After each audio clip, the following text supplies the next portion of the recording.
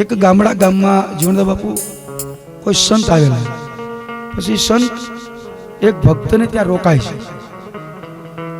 પછી 2-5 દિવસ રોકાણા એટલે ઓલો ભક્ત જે હતો એ સંતને પગે લાગીને એમ કે બાપજી તમે મારા ઘરે 2-3 દિવસથી રોકાણા છો તો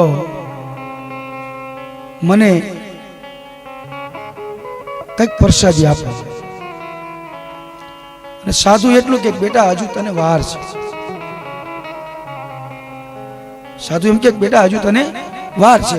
એટલે વળી 2-5 દિવસ થયા એટલે વળી પાછો ઓલે બાપજી મને કંઈક આપો. એટલે 2-3 વાર એવું થયું એટલે સાધુએ એને એમ કીધું બેટા મારા આશ્રમે આવજે, અહીંયા હું તને આપીશ. મારી પાસે એક પારસમણી છે, તું મારા આશ્રમને આવીશ ને તો હું તને આપીશ.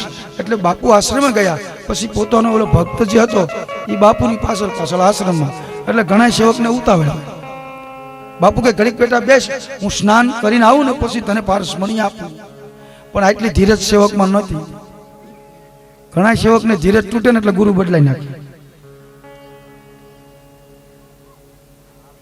આટલી ધીરજ સેવકમાં નહીં.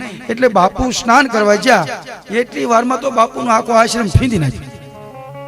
પણ પારસમણી જડે? પારસમણી ન જડે.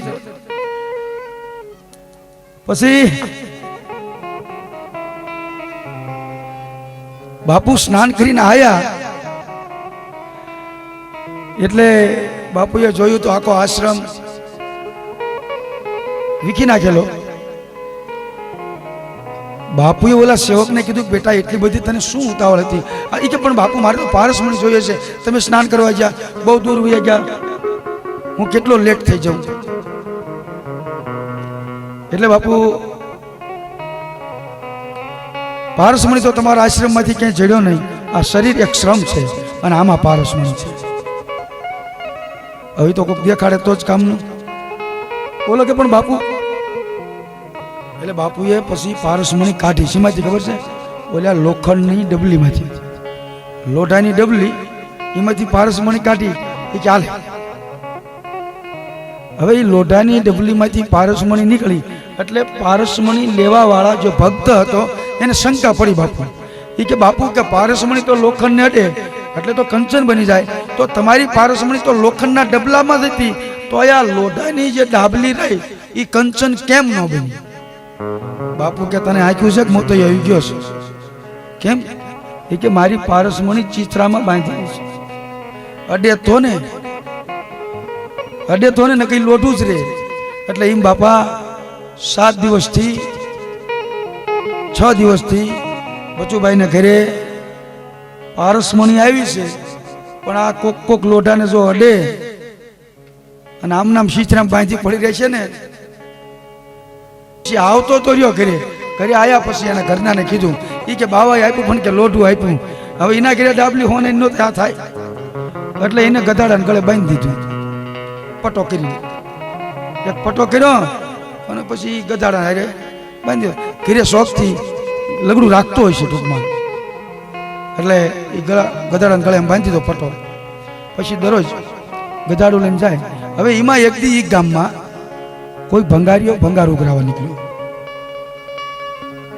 હવે ભંગાર ઉઘરાવાળાને ખબર હોય, જોજો તમે બધા બહેનોને પૂછું, તમે જે વસ્તુ ભંગારમાં કાઢી નાખો, ભંગારમાં જ કાઢી નાખો ને, ભંગારમાં જે વસ્તુ તમે કાઢી નાખો એ ગામમાં ભંગારીઓ આવે એટલે ભંગારીયાને એ ખબર હોય કે આમનો ભંગાર આટલામાં લેવી તો જ આમાંથી આપણા છોકરાને આટલા રોટલાનું થઈ જાય. તમારી વસ્તુ ભંગારની છે, એમાં કોકના રોટલા છે, બરાબર ને? આપણી વસ્તુ ભંગાર છે, આપણે તો કઈ કામનું જ નથી, પણ એમાં કોકના રોટલા છે. એટલે ભંગારીયાને આખા ગામમાં ભંગાર ન મળ્યો. ભંગાર ન મળ્યો પછી શું થયું? રિટર્ન પોતાના ઘર તરફ જતો એટલે વળતા હવે ઓલો ગધાડું લઈને હાલ્યો આવે અને આ ભંગારિયાની નજર ગધાડાના ઓલા ગળામાં પટ્ટો હતો ને એમાં પડી. એટલે આને વિચાર આવ્યો કે મારા દીકરું, આ દુનિયામાં ગમે એટલા રૂપિયા ખર્ચી નાખો તોય આ વસ્તુ ન મળે, એ વસ્તુ એને ગધાડાને ગળે બાંધી છે. એટલે ઘણા સાધુ દુઃખી થયાનું કારણ એ છે કાંઈક પારસમણી ગધાડાના ગળે બંધી છે.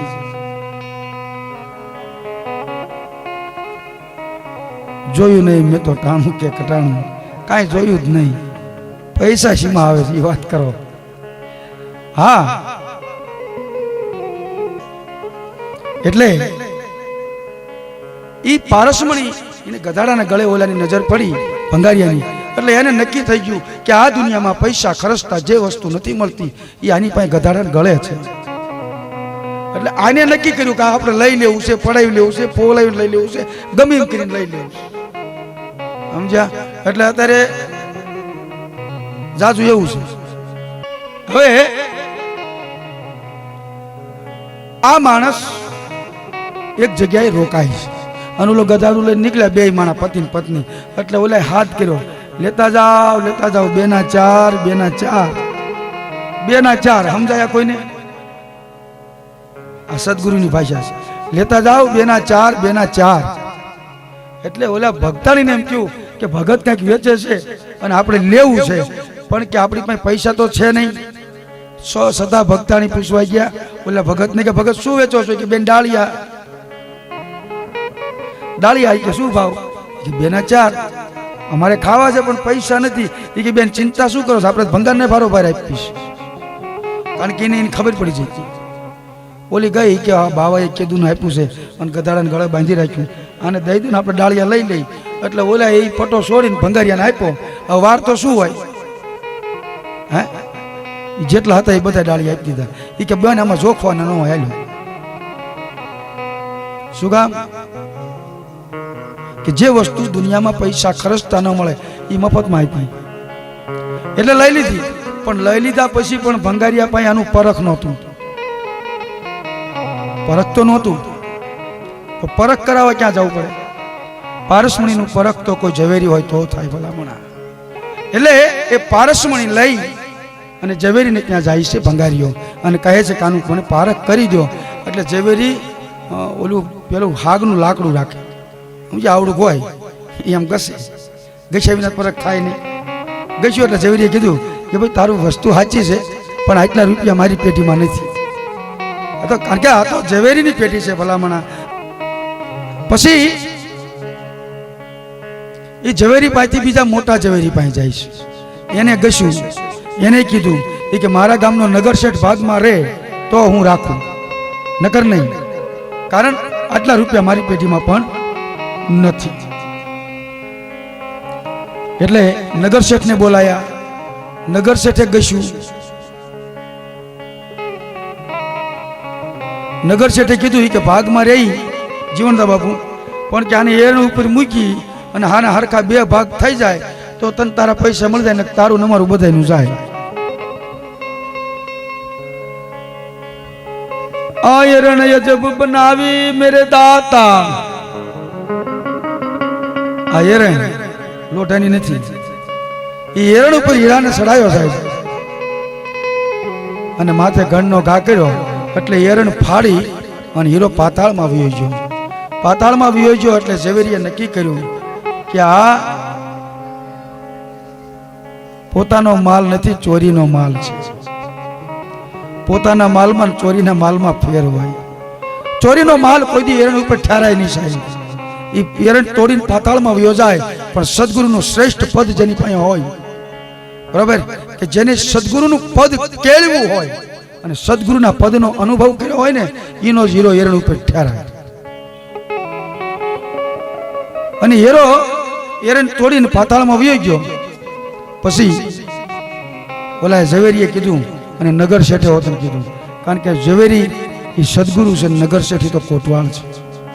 એને કીધું ભાઈ આ માલ તારો નથી, સાચું બોલ કોનો છે? કોનો છે એમ બોલ. તો કીધું કે હું તો ડાળિયાના ભાવમાં લાવ્યો છું. તો કોનો છે? તો કે એક ભગતના ઘરેથી લાવ્યો છું. એટલે કોઈના ઘરે તમે ગયા હોય અને કંઈ ભાળી જાઓ અને એમાં જો તમને મોહ થવા લાગે તો સમજવાનું કે હજુ આપણું કંઈક ઓછું છે, હજુ આપણામાં કંઈક ઘટે છે. નહીંતર કોઈનું જોઈને આપણને મોહ ના થવો જોઈએ.